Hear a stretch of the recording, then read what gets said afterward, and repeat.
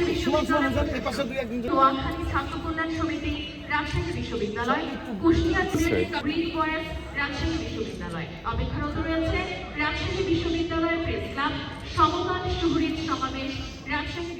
অমর 21-এ আমরা আজকের দিনে 1952 সালের 21শে ফেব্রুয়ারিতে যারা শহীদ হয়েছেন তাদের স্মরণ করি গভীর শ্রদ্ধার সাথে, তাদের আত্মার মাগফিরাত কামনা করি।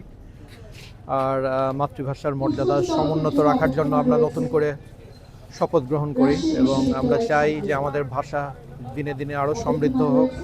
আজ 21শে ফেব্রুয়ারি শহীদ দিবস ও আন্তর্জাতিক মাতৃভাষা দিবস উপলক্ষে আমরা শহীদদের প্রতি বিনম্র শ্রদ্ধা জ্ঞাপন করতেছি এবং আমরা শ্রদ্ধাঞ্জলি অর্পণ করেছি এবং আমরা শহীদদের জন্য দোয়া করেছি।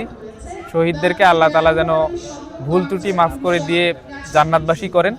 এবং তাদের আমাদের বিতর্ক সাহিত্য বিভাগের সেমিনার আছে, রাষ্ট্রভাষা আন্দোলন ও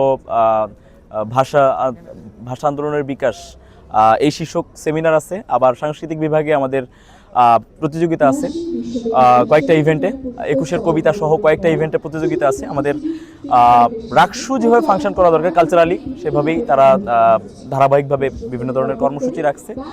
আর আমরা আজকে প্রথম প্রহরেই পুষ্পস্তবক অর্পণ করলাম। আমাদের শহীদদের আত্মার মাগফিরাত কামনায় দোয়া মোনাজাত করা হয়েছে।